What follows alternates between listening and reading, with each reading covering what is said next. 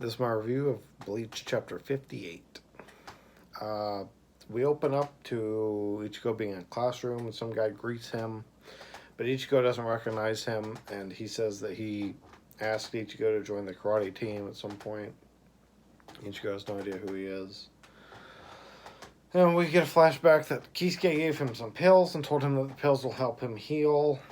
And he talked to Kisuke, and Kisuke said that once his vacation starts, since this is his last day of school, he'll go and then his vacation will start and he'll start his training at that point. So he has one day basically to let these pills heal him. And he says they've already pretty much completely healed him while he's at school. Everyone's forgotten Rukia except for him. The cover is of Orihime's friends, and then Rukia's there, and she's like whited out while they're all kind of dark.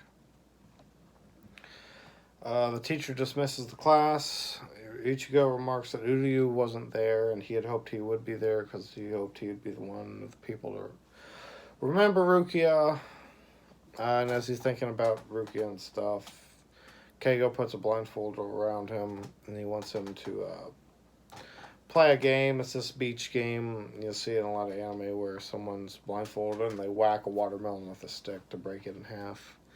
Ichigo whacks Keigo instead, and he starts, doing his thing. And then Keigo goes on a tangent about wanting Tatsuki or Hime, their friend that has like the rounded hair, Chad, Mizuero, and Ichigo to go with him to the beach, and they'll be there for 10 days.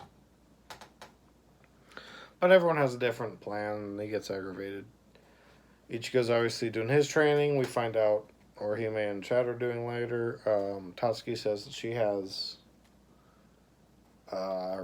martial arts nationals. Their friend just says that if Orihime and Tatsuki aren't going, then she's not going to go.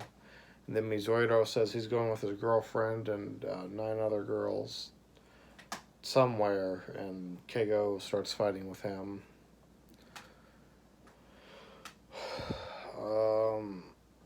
Ichigo starts walking home, and he's thinking about Rukia and stuff, and suddenly he sees Orihime.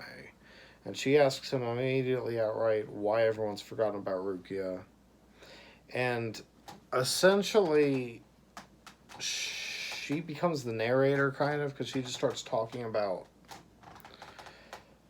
the story. She's basically saying, like, so you're telling me that Rukia went home and she's with her friends and family. But she might die, so you want to go and save her, but is it right to take her from her friends and family? Well, that doesn't matter because you've already made up your mind, right? And you're going to save her regardless of whether or not it's right. It's just a weird thing that she goes on, a weird kind of a tangent that she goes on. And then Orihime wishes him luck and like does a face and says this is the face you'll make and stuff. Says that she hopes she sees Rukia again, and then Ichigo thanks her and runs off. And Orihime thinks that she doesn't want Ichigo to get hurt, but then she says, "No, I'll protect you." And she calls Chad and says that she's made up her mind. And then we cut to Ichigo arriving at Kisuke's shop with a backpack on. Kisuke asks him if he healed up, and he opens his shirt and says yes. And we see he has a scar on his gut, a scar on his abdomen, the 2 scars on his shoulders. I don't think that scene's in the anime, and I don't think he ever has scars in those places, so that's actually a really nice detail to see. Ichigo told his family that he's staying with a friend. Kisuke thinks that that's a lazy excuse. Ichigo thanks Kisuke for saving him, and then Kisuke says, "What did you say?" And Ichigo says nothing. And it says their vacation begins. Or maybe it said that it ends. I don't remember. And then the little corner thing is someone in the window yelling at Ichigo for yelling. It was pretty funny. This was just set up stuff. Set up that Orihime and Chad have more going on than you'd realize at first.